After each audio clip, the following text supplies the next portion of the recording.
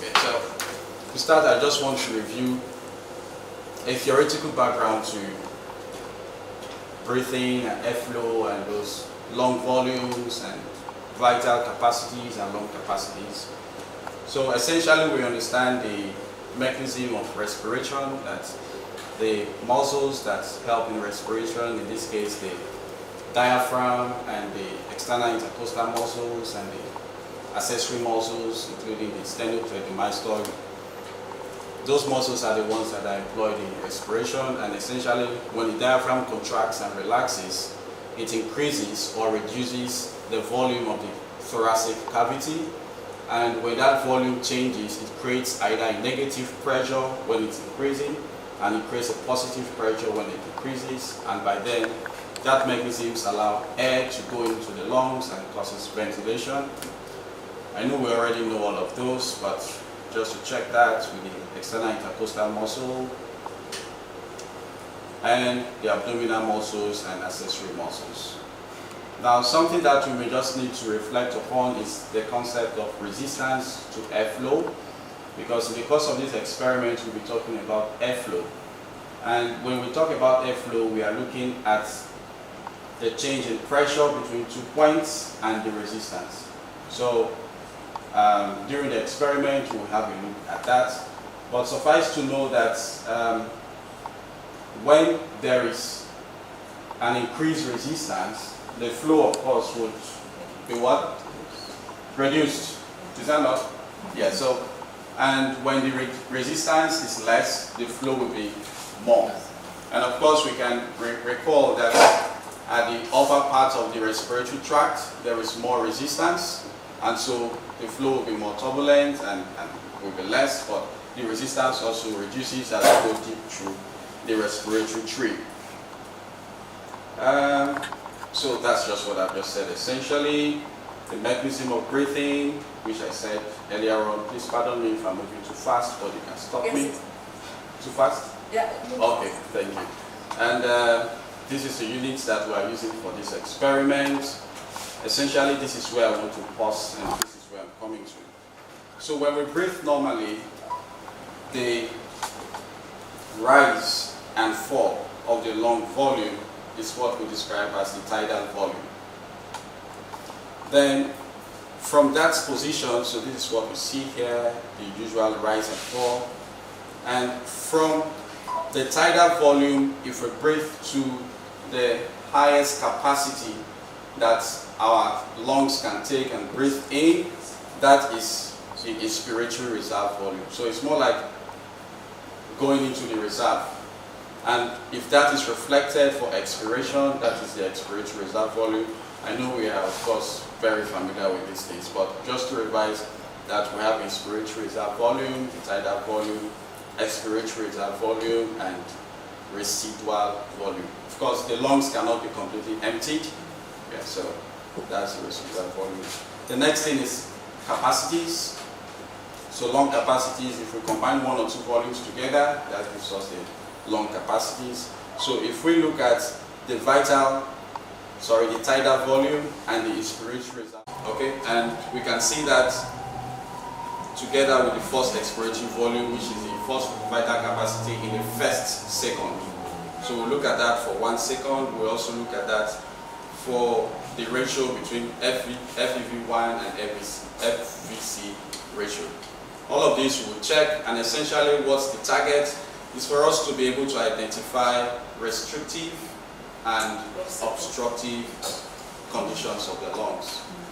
And by obstructive, we should, if we have the time, we should be able to simulate asthma with this, and we'll try to cover this and put a puncture and just see how we can simulate asthma if we have the time. But I mean, if we don't have the time, we can just play around the data acquisition and how to make sense of the data that we have acquired.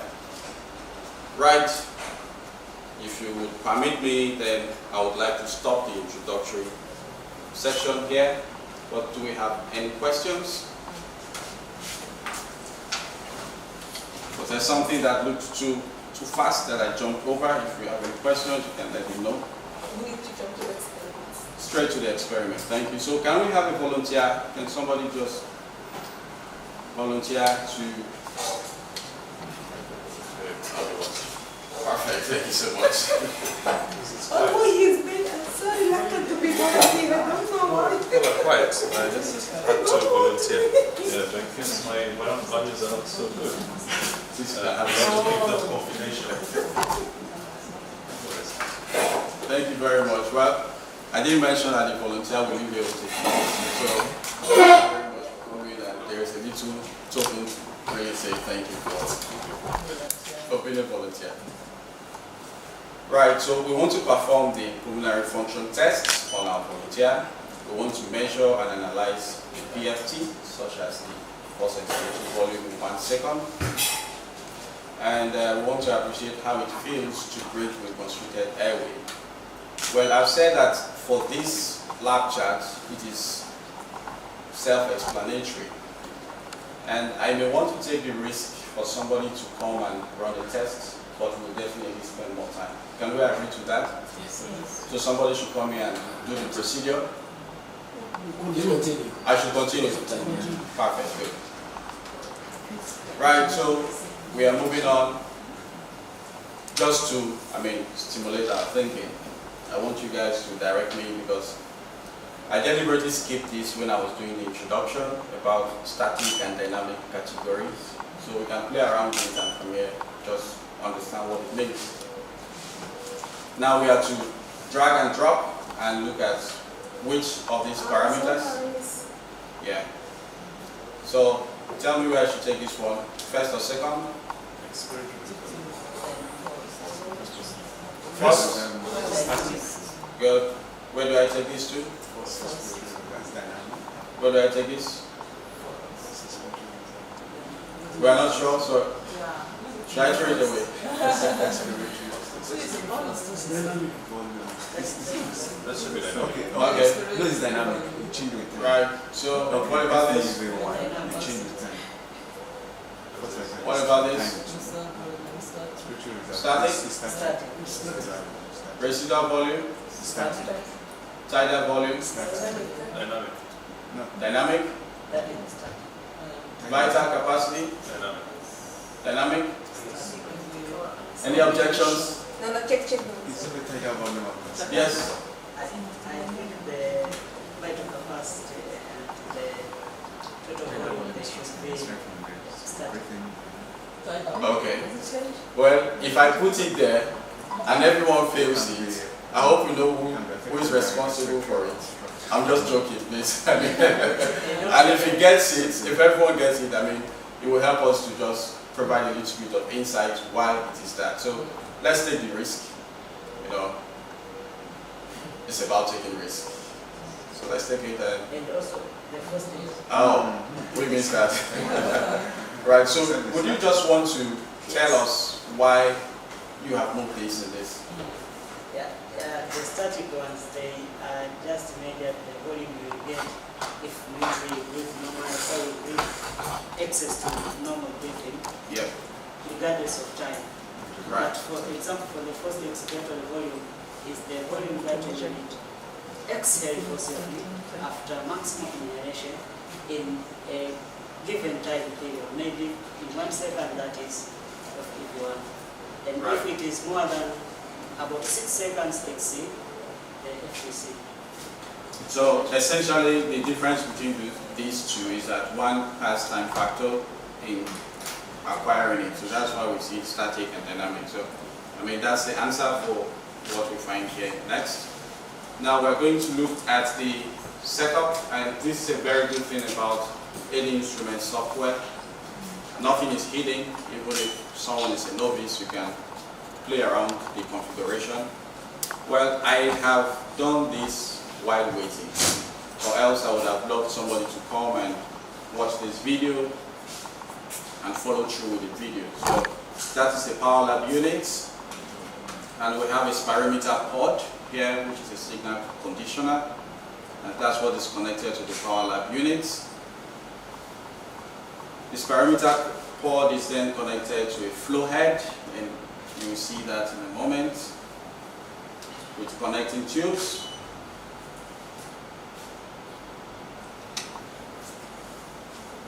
and then the tubing, and then the respiratory filter, and then the mouthpiece.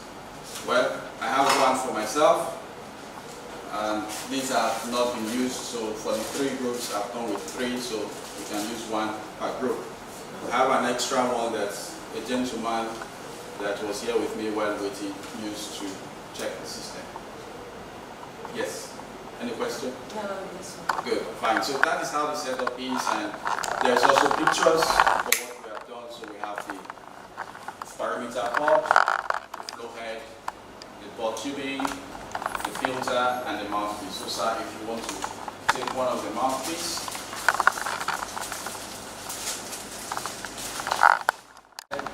we can follow the procedure. So I think we can walk through it together. Right, so now leave the flow head apparatus on the spot, on the stop, on the bench, and select 0. Now for lab for lab station interface, we have the data display panel and we have instruction by the side, and some other pages would have analysis, tables, and all of those things. Right, so this is the display panel. This display panel will allow us to take flow. We can see, remember we talked about flow as changing pressure and resistance. So we'll see volume on the display panel, and we will see the respiratory rate. So these 3 things will be taken simultaneously in this experiment. Well, clinically it may not be exactly like this, but the science is the same. And why we have adopted this pattern is to allow students to be able to understand the science better. Right, so we leave the board with 0 each, so I'll go ahead to do that. So ask the volunteer to put the nose clip, if possible leave the nose clip on in the entire lab. Well, sir, this may be a little bit discomforting, but thank you for volunteering, and just keep it and see that. So you have to breathe through your mouth. Now ask the volunteer to put the nose clip, if possible leave it there. This is to ensure that all air breathed passes through the mouthpiece and through that. So I have zeroed this already. And the next thing is to connect the mouthpiece.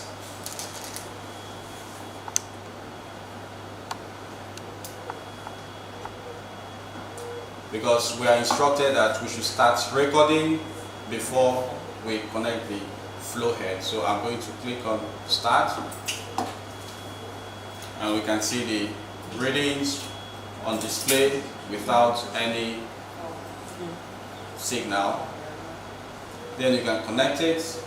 So you can take this one. I have this just for example. So what we want to do, we are putting this one in front of our teeth and then wrap our lips around this. So this would not go behind the teeth, and you would ensure that the tongue, you can breathe into your mouth. So you can ensure that the tongue doesn't also obscure this hole. So I'm going to show you a sample.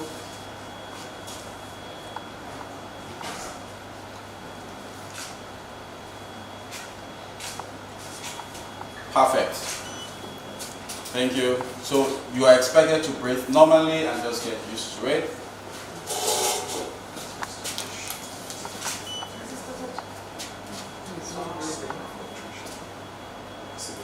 Now we talked about the tidal volume.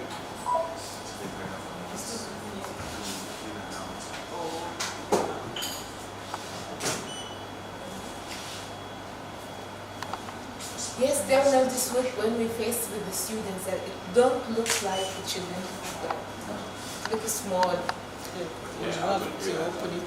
So I'll click on stop.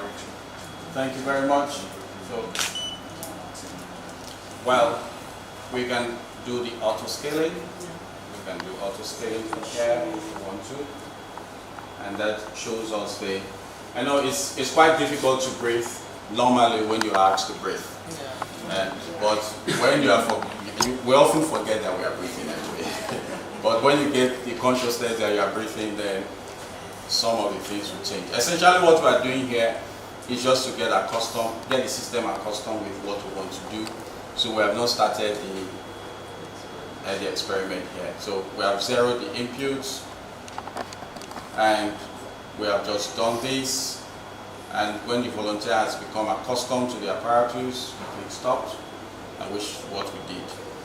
Now make sure the volunteer keeps the nose clip on and breathes through the mouthpiece, and which we did. Again, we move to the next page. We want to correct volume, because there are chances that the volume could have, since we are doing it for the first time, could have some interference. So we want to correct it now. And first thing, re-zero the spirometer port using the zero inputs. Right, so this is what I'm doing here. Remember that the flow head must be left undisturbed on the bench during the zeroing. Of course, we have it undisturbed. Select start before we ask the volunteer to pick up the flow head and start breathing. Now, we want to get another baseline value. Right? Yeah, so you can pick it up.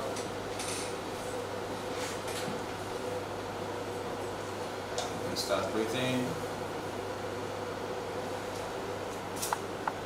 and we should keep this for 1 minute. 1 minute. Of course, Power Lab allows us to add comments to the data that we are acquiring, so we would include volume correction.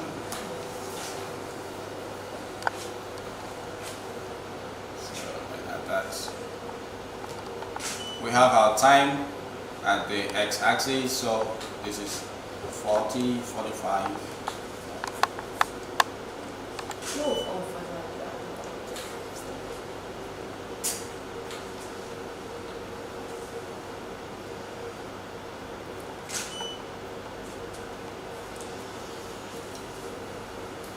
Right, and there we go to stop. Thank you. Yes. Well, we should have gotten the bottle of. So, what's the response from Mambo? Wow. And Karibu. Okay, right. So I'm very excited to have this opportunity to have this chat with us, because if we look at the profiles of people that we have here, and myself, I mean, it's just not matching. And of course, I understand that we have a mixed group. Some could be at the far extreme of their profession, and some could be at the middle of their career. Some could just be starting. So it's a very good thing to have this kind of mixed group, and it would be nice for us to share as much as we can. So a very good morning to us, and to welcome us to this session in Spirometry. My name is Myro. I am a Nigerian, and I did my undergraduate and master's in Nigeria. And I currently live in the UK. I went somewhere else to look for money and got some money, and I moved to the UK. And currently, oh goodness, well, I hope to. And I work in ADInstruments as the distributor support for Europe and Africa. So what I do essentially is that we have distributors across different parts of the world, and we have distributors in Europe, we have distributors in Africa. So my team, we provide support for distributors. So should they need technical support, maybe with our software or with our hardware, or they need any form of updated or training, we provide such for the distributors. So I essentially provide that. I'm avoiding to use the word technical support, but because it's more than that. So I provide support for distributors across Europe and Africa. And you've seen the other members of my team, Federico, who is outstanding with his beards. I mean, he's the manager for the distributor network, so I'm in his team. And Timo, who is the other German man, is the General Manager for Europe and Africa. So I'm very much excited to be with us today. Well, I deliberately tried to avoid talking about my background, but I have a background in medicine and surgery, and I have a master's in physiology, and now I have transited into something that's related to tech and business, obviously for reasons beyond the scope of this meeting. Well, I would have loved to know every one of us, but I see that we are behind time. It would really be nice to have us introduce ourselves, say a little thing, at least to have the room to be relaxed. But if we try to do that, we could just lose so much time. And the spirometry session will end up with introductions. I'm sure we don't want that. So, welcome everyone. Well, why are we here? And that's what we have on the screen. Professor Tony McKnight is the founder of ADInstruments, and he has a very strong passion to make an impact in the teaching and training of physiologists. And he also had a very soft spot for Africa. And he has done a number of donations with regards to what we do to Africa. And sadly, Tony McKnight passed on very recently, and we are here to continue the good work that he has been doing. And that is why, we have come with the senior managers in the company, and they are not salesperson. The managers that came, they are real senior leadership team, and because we knew that if Tony was around, he would very likely be here. So that is the reason why we're here. And one of the good things that just want to quote something from Tony's legacy.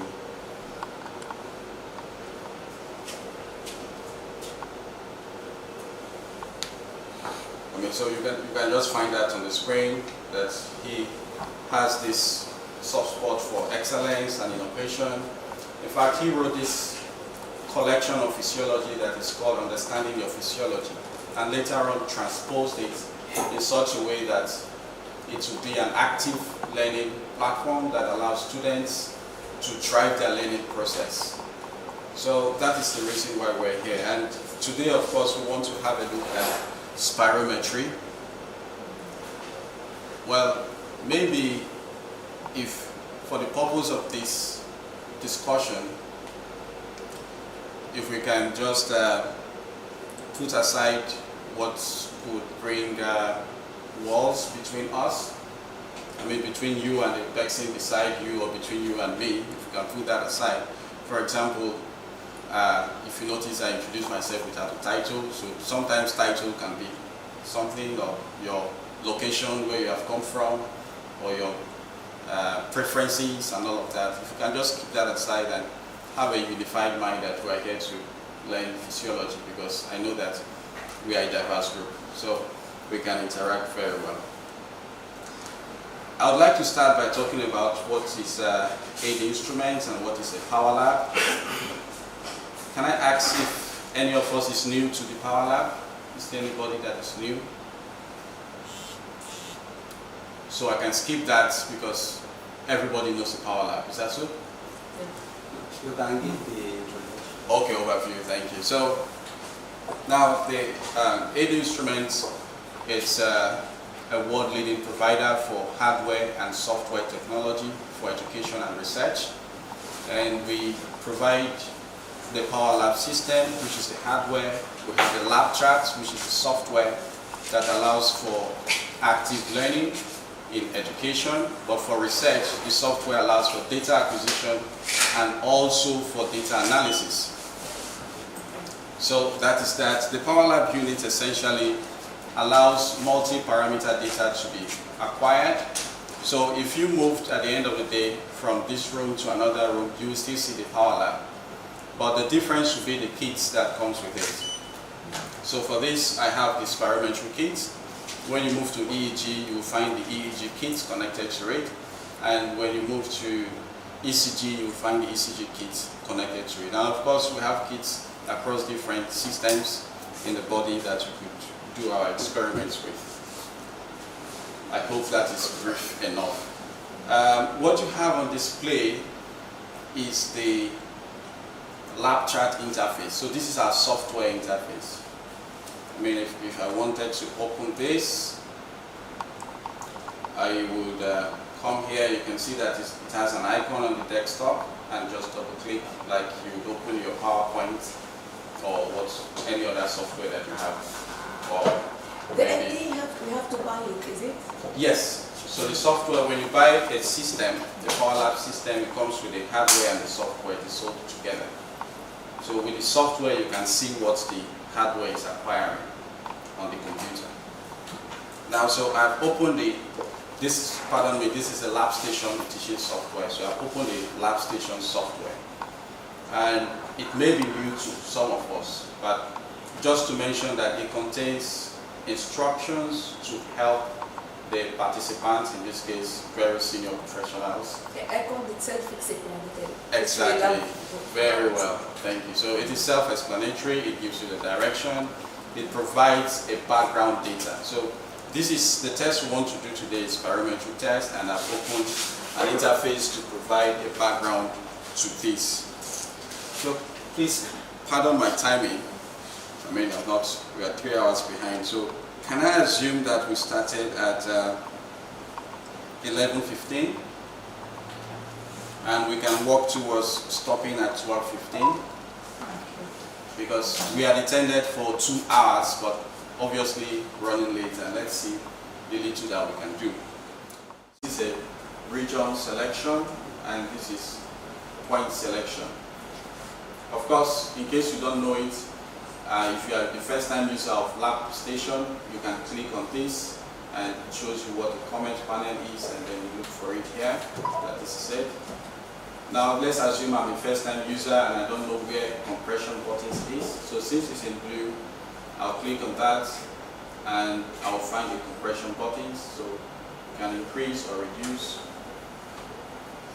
There's a scroll bar. I'll assume I don't know that, and just right here at the bottom.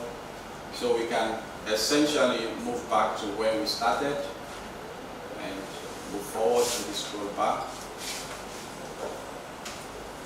Now use the region selector. Assuming I don't know what the region selector is, I have to click this, and this icon for point selector and icon for region selector.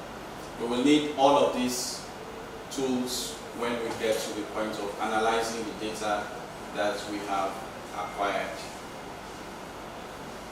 Right, so it says that use the region selector to select the regular breathing.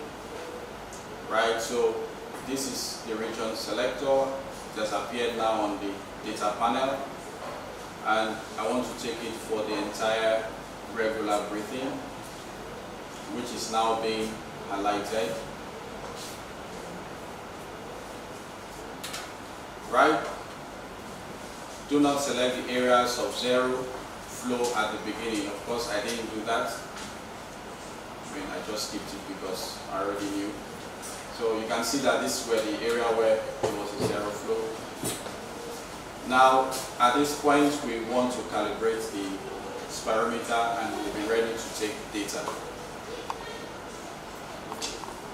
Good, so our spirometer has been calibrated, and this we apply a volume correction. So if for volume, we need to fill in the spaces, FEV1 and forced expiratory volume, where does it start, forced vital capacity, and I want you guys to direct me on what to do. So sorry, if you can go to the previous slides. Yeah. So from where can I get the flow rate if we want to measure the volume of tidal volume? So if you want to check tidal volume, so this is 0, right, and this is 2 liters.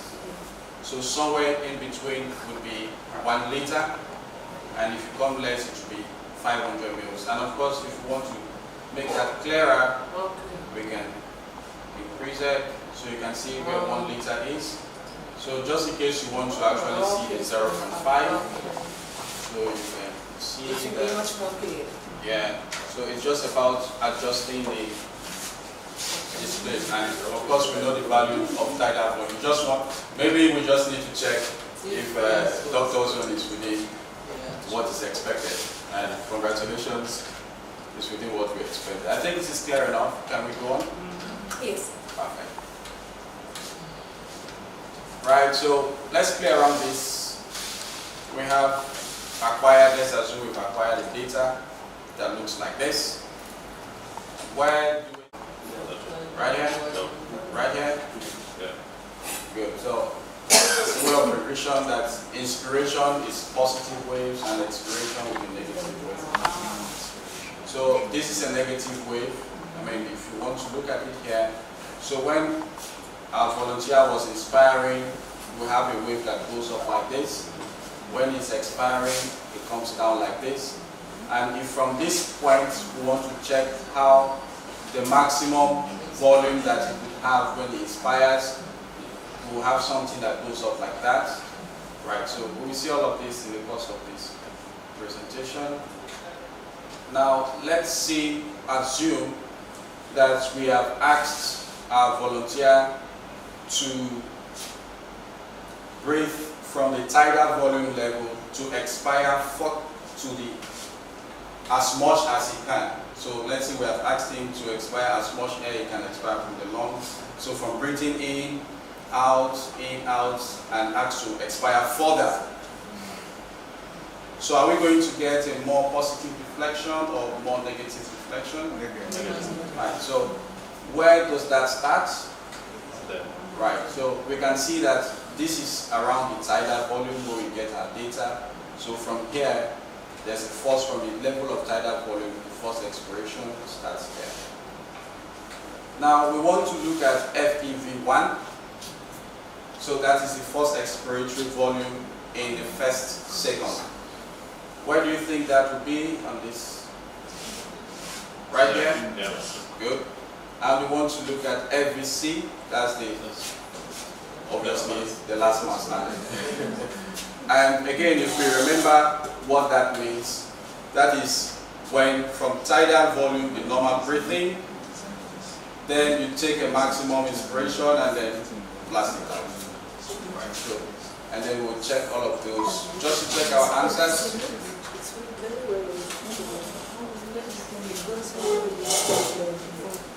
Yes, of course. Exactly. Because, yes. I mean, if in contrast to some other conventional systems, they will just do the experiment and print a sheet of paper and go away. But we can do some level of activities and get more information. I've used this for 10 years ago. It was not as friendly. Yes, LD, we only have the hardware, Yeah. but our software, as Dr. Rice said, Lab feature. it was lab tuned then, yeah. So when we update it, Yes, of course. And of course, I didn't mention that at some point I was lecturing on the graduate medical students and I was using the lab tutor. But I mean, now the coin has been flipped and I mean, I'm no longer a user, but right here, yeah, I'm doing business. So that is that. To move on to dynamic function testing, and this and the next slide is where we'll find the meat of the matter. But so far so good. I said, any question?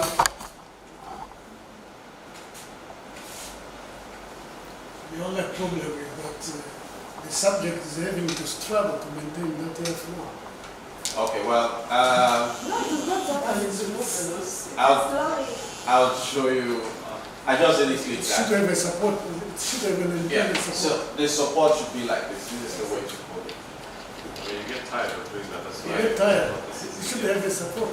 Well, I agree with you. And of course, in the clinical setting, I mean, if you people that want to do this spirometry test, they just go and sit down in front of the mouthpiece and do it. But this again is designed in such a way to allow students to see all of the components that bring about the data that they have been acquired. But thank you for that very, very insightful comment. I agree with you that maybe we would have gotten a stand, and so that the volunteer will be more relaxed. Right, so at this point we want to see dynamic function testing. The question here is following maximal inspiration.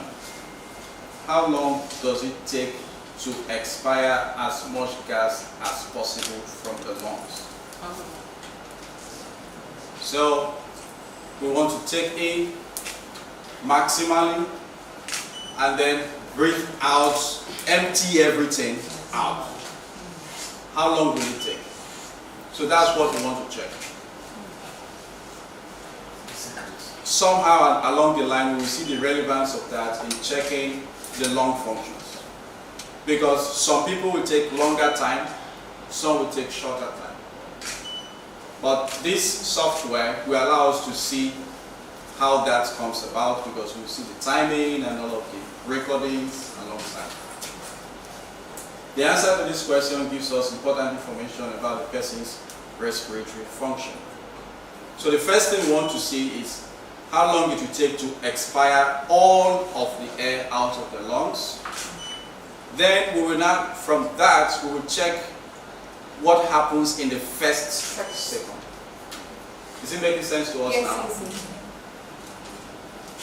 And of course, if you want me to repeat anything, I'm going to get just. Now, so your data from the previous activity has been transferred to this page. Therefore, you do not need to perform volume correction. What we need to do now is to follow the procedure. Zero the spirometer port. We have this here. So zero it. Remember that the flow head must be left on the stop on the bench during zeroing. And that is what we have. So the volunteer does not need to carry the flow head while we are zeroing the port. Select start to record. Ask volunteer to breathe normally for approximately 30 seconds.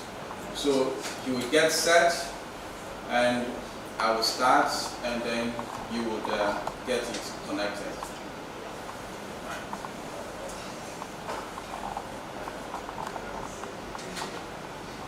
So we are going to get these values for 20 seconds, just for us to see what we need to see, how we need to compress this a bit.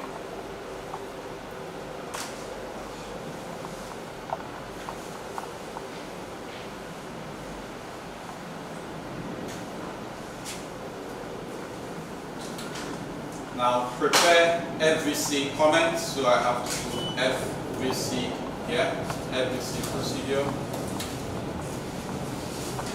Ask the volunteer to slowly inhale, no more air, until no more air can be inspired, and hold for 1 second. So slowly breathe in, hold for 1 second, and forcefully breathe out. Empty it completely. Good, thank you. You can stop. Well, I think that was too fast. I would have allowed him to breathe normally. I noticed that I was already stressing him and I needed to stop, but we should have allowed him to continue to breathe normally so that we can appreciate the return to tidal volume. We can do that again. Yes. Right. I like this one. Now expire. Yeah, so that's the procedure. So you breathe normal, then take in maximally, breathe forcefully out continuously until everything is empty, then return back to normal. Then I hold it when I'm out, then I Yes. I hold it. Yes. Till I have to hold it. Yes. After expiring, I hold. After inspiring, you hold for 1 second Yes. and forcefully breathe out. After expiration. After expiration, return to normal. Without holding. No, return to normal.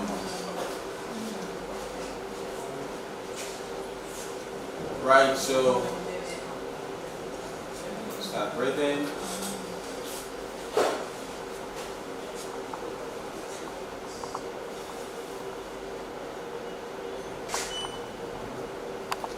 Ten seconds, 15 seconds, 20 seconds.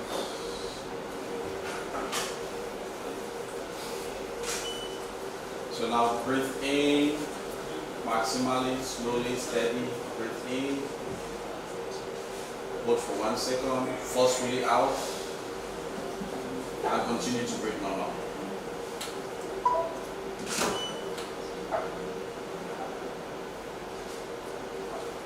Right, so that's the comment. We're going to repeat this for 3 more times, so just continue to breathe normal. When you are comfortable to do it, you breathe in, hold for 1 second, and breathe out. As fast as you Return back to normal breathing. So continue.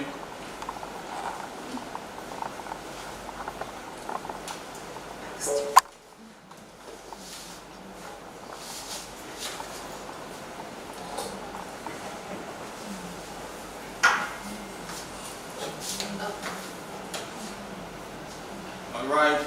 Thank you very much. So I'm going to stop here. Thank you very much, sir. If we look at this display, what we have on the screen, and go back to this thing that we played around, can we find some similarities? Yes. So, exactly. Okay, so let me do the auto scaling if we have to.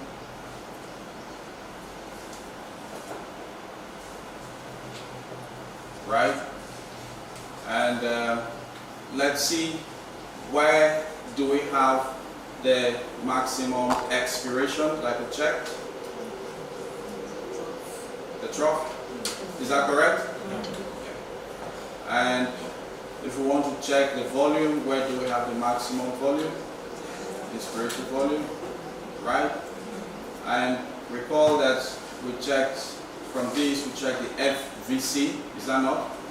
So from here, if we want to check the FVC, we can also check it by measuring the difference between this point and this point. In order to do those measurements, we have some icons that are here, the point marker and this M.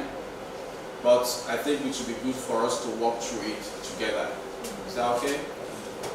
Now, we have finished the procedure and we did this 3 times. We want to check how we can record do a little bit of analysis. I hope this session is not too boring. Sometimes I tend to run away from respiratory physiology and maybe jump into ECG, which is more engaging. But fine. Now, from the flow channel, recall, are we together? Recall that this has a flow channel.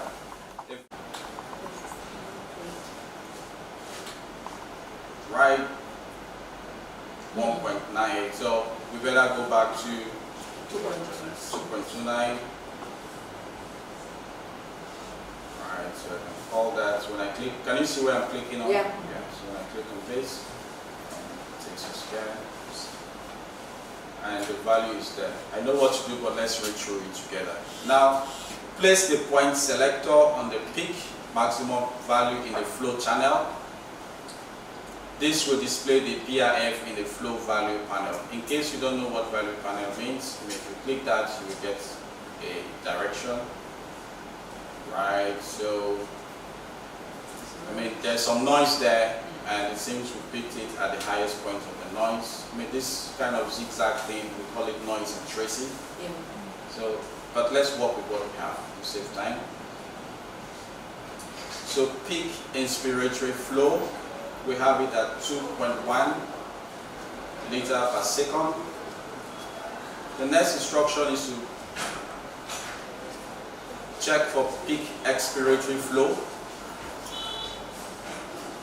Is that a reminder that our time is getting up? So peak expiratory flow. Now we want to take the point selector to the trough. Can we remember that expiration will give us a negative value? Yeah. So we want to take the point selector to the trough, and we can make this a little bit clearer. Put it here. Do we agree that's the lowest one? Yes. Our reference point is the flow, so do not be confused by the other volume and rate channel. We're looking at flow. And then the value that we have, we drag and drop as our peak expiratory flow. The next one is time for first vital capacity. Why is it negative? So because expiration is a negative value. Inspiration is a positive wave. As you breathe in, we have a positive wave, and breathe out, there is a negative wave. Right? So that is the negative wave that we have for peak expiratory flow. And we have placed it there. We want to check, yeah. Yes, I should have to get the time. Yes, so we want to get the time for first vital capacity. I hope you understand what that means. Yeah. Fine. So to get the time for first vital capacity, now we have to make our reference to the volume channel. Remember, we have been using the flow channel. Now we are coming to volume channel. For that, so in the volume channel, I think we should just stay where we are. We had 3 readings. We wanted to look for the one with the greatest, but to save time, we can stay where we are. And we place the point selector at the end of the plateau. We understand that this is a plateau, is that not? Yeah. So take a point selector there, and our gaze is on the volume channel.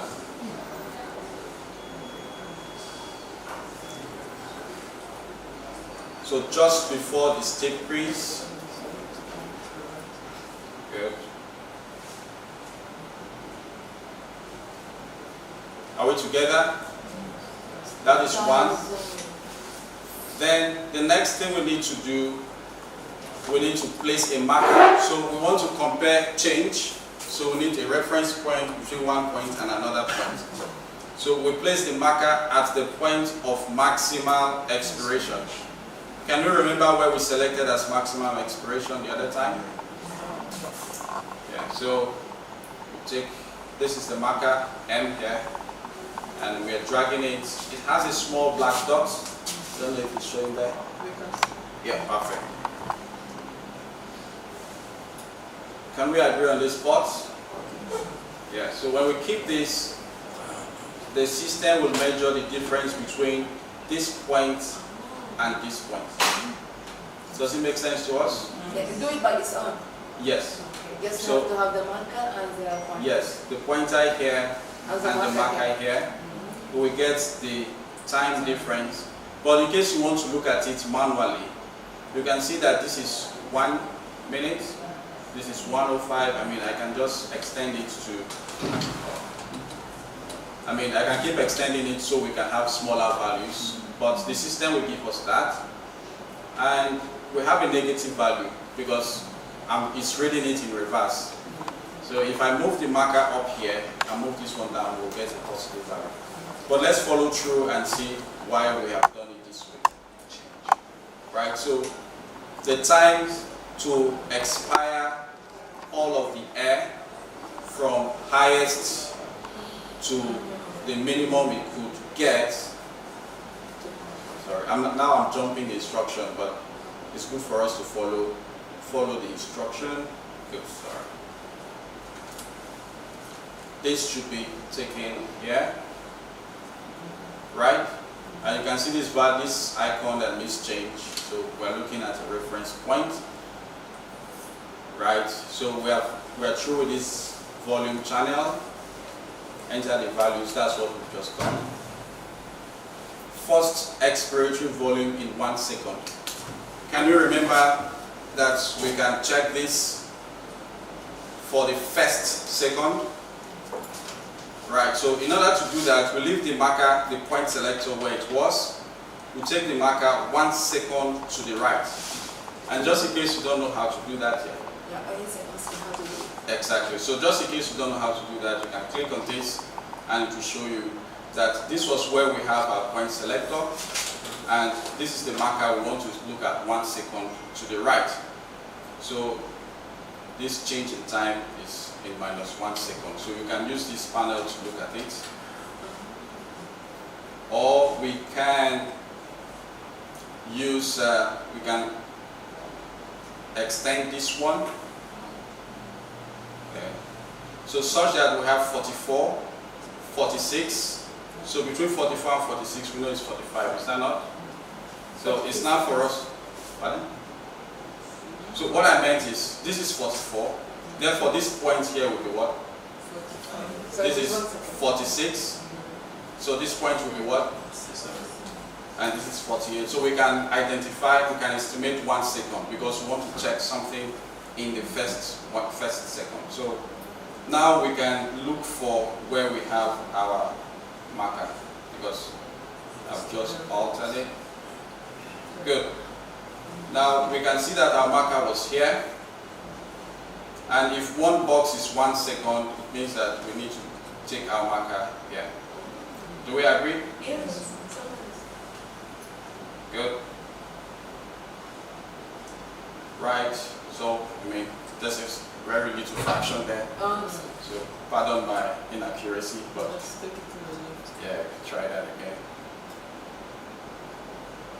Perfect. Right, so going with the instruction, enter the value from the volume panel into the FEV1. So here, we are looking at the volume of air, or in the volume that is expired in the first 1 second. What is the relevance of this?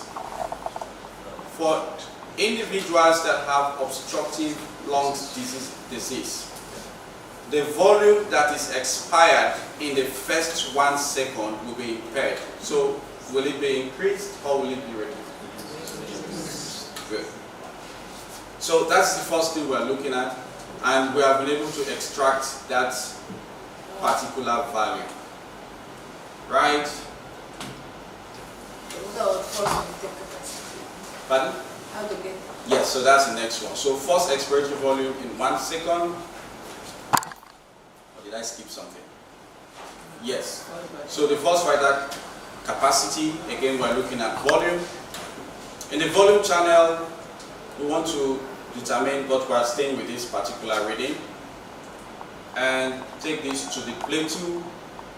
Remember how our volunteer breathed, that he had to breathe in to the highest capacity, held for 1 second. That 1 second is this plateau that you find here. Does it make sense to us? Yes. Good.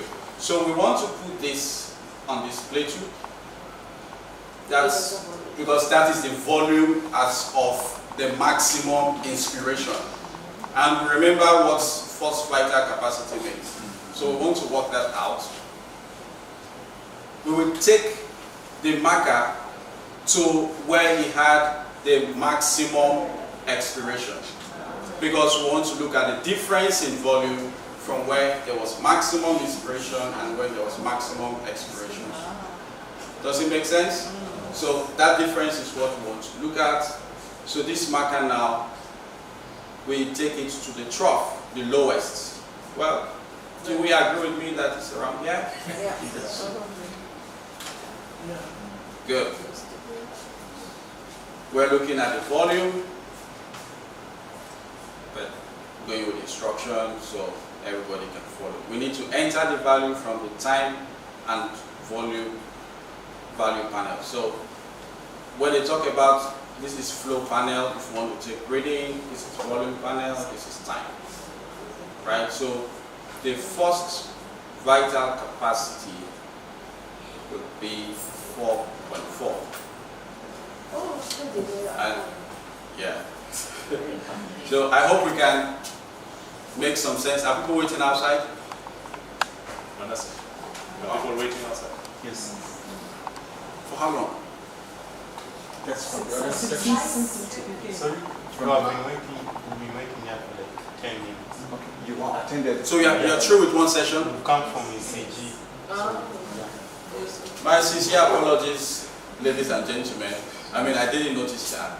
But the next thing that we could have worked out is to make sense out of these values that we are taking, because part of what we do in pulmonary function tests, we check the ratio between FEV1 and FEC. And the next activity would have been to simulate asthma. So this time around, we would have opened this one up and then use a tape to cover it and then put a puncture. When we put a puncture, that would simulate a constricted airway and repeat the test. Okay. Then we can have a look at the, Maybe we'll go for the other one. Maybe when you're about, if you finish before you, when you're about to demonstrate, then we have a larger, we join you. perfect. Good. It's So, very thank tempting you. to see the FMC. Thank you very much, and Thank you. our dear volunteer, I think,